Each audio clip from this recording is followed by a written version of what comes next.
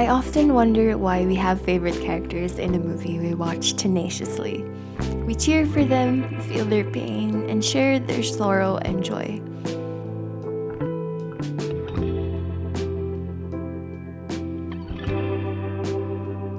They always have interesting lives, you know.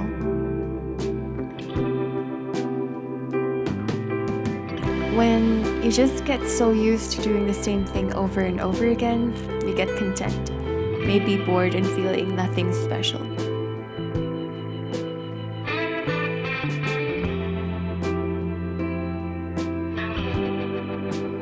But what if there's something more?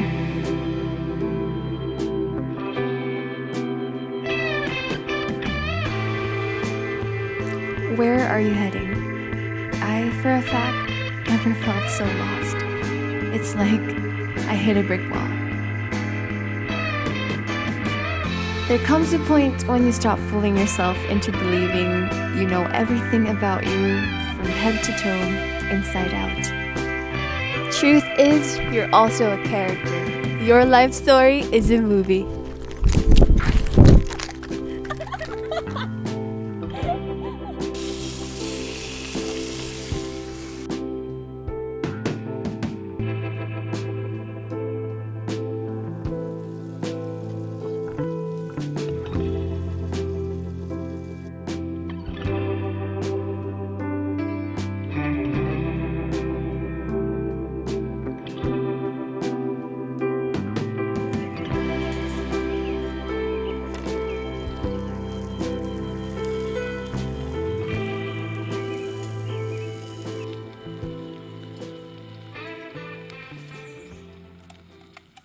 Or have you ever thought about your deepest desire? So like my desires are just really simple. Mm-hmm. Like before I had I have some friends that really simple desires in life. Like, oh, I just want to have a nice house. I want to, have enough money to buy a nice car and just feel comfortable. And I actually thought, I kind of looked down on them a little because I thought oh, that's too simple. You know, shouldn't you want to be super rich and have all the best of everything and have the big vacations? But now I've grown up and I realize I just live for spending time with family and friends. If I could just do that every day all the time, I think I'd be pretty happy. You know, it's I think life just got simpler. You know, you kind of tear away all the other stuff, and my biggest desire really is just to enjoy life. I think the core of it, I also like the simple things. But I don't know. I have people have their passions and really concrete goals. I don't have that yet, I think. So is that something you're working towards, or something that you're hoping to discover? I think I'll figure it out. There's no rush or anything. No. Good. I think it just comes from when you know yourself more, and I think I'm still in that process. Well, part of that, I guess, is me kind of going back to reading up on more religious stuff. I'm just very interested in it. I don't know. I think sometimes when people hear that you're studying the Bible or something, they think, oh, something went wrong, and you're questioning your existence or something. And it's no, not really. I'm actually living the dream that I had when 18-year-old Margella was dreaming about traveling the world, buying a camera, and just storytelling. I'm living it right now. That's so sweet. But there's something missing. It's I was so dream oriented, and I'm just reflecting whether these desires right now, how different it is from my dream before, and also reflecting on it right now, I am desiring interior freedom. And that's along with with Giselle's discovering her spiritual, or the spiritual side of things. And it's not something that you can easily achieve. I feel like you have a high spiritual level to achieve that. But I don't know. We can level up. We're just like level 1 right now. Yeah, but it's like, even though you have all these things, there's something inside me. There's a feeling of emptiness and restlessness and just curiosity. It's a mix of everything, and I think it's also coming from a destruction of my unhealthy attachments to even the good things, because that can be also bad. Not necessarily bad, but it could be the enemy of something better.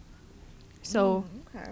Is there something that kind of made you start thinking that way, like a situation or like? it's just the feeling of emptiness, and just it's a combination of being curious, being burnt out, and just the search for purpose too. Because we only get one life, and I want to live it to the full. But I've been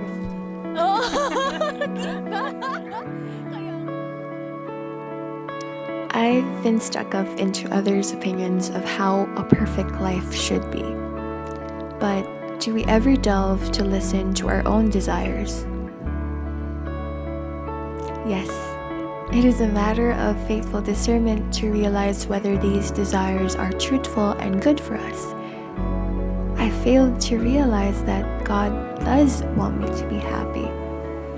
His desires for me are greater than mine, and if I only connect with Him deeper, I will lead a life aligned to who He created me to be.